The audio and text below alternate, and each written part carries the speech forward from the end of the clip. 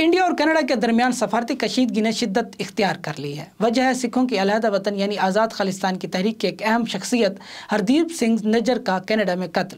فروری 1997 میں پلمبر بننے کے لیے انڈیا سے کینیڈا منتقل ہونے والے نجر سکھوں کے لیے علیحدہ وطن یعنی آزاد خالصتان کی تحریک کے ایک اہم شخصیت تھے۔ بھارتی حکومت کو وہ خالصتان ٹائیگر فورس یعنی KTF کے ماسٹر مائنڈ فال رکن ہونے کے الزام میں مطلوب تھے، جسے بھارتی حکومت دہشت گرد گروپ قرار دیتی ہے۔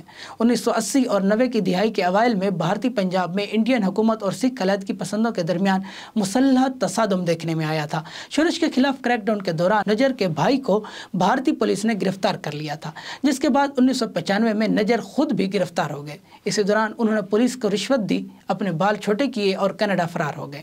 1997 میں نجر کینیڈا آئے اور پناہ گزین ہونے کا دعویٰ کیا۔ ان کے پناہ گزین ہونے کے دعوے کو مسترد کر دیا گیا کیونکہ انہوں نے ایک جعلی پاسپورٹ استعمال کیا جس میں ان کی شناخت روی شرما کے طور پر درج تھی۔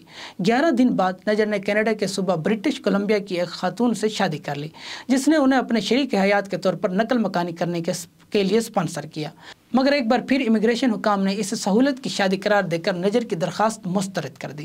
اس کے باوجود کہ ان کی درخواستیں کئی مرتبہ مسترد ہوئیں، وہ اپنے قتل تک کینیڈا میں مقیم تھے اور کبھی انڈیا واپس نہیں گئے۔ 45 سال ہردیپ سنگھ نجر انڈیا کو کئی کیسوں میں مطلوب تھے کیونکہ وہ انڈیا کے مغربی ریاست پنجاب میں ایک علیحدہ سکھ ریاست کے حامی تھے اور وہ دنیا بھر میں اس کی حمایت میں آن لائن ریفرنڈم میں پیش رہتے تھے۔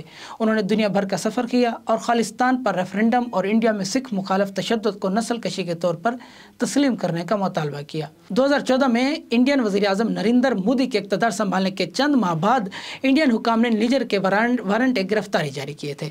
رواں سال 18 جون کو شام 8:30 بجے کے قریب نجر کو کینیڈا میں گرو نانک سکھ گرودوارے کے باہر گولیاں مار کر قتل کر دیا گیا۔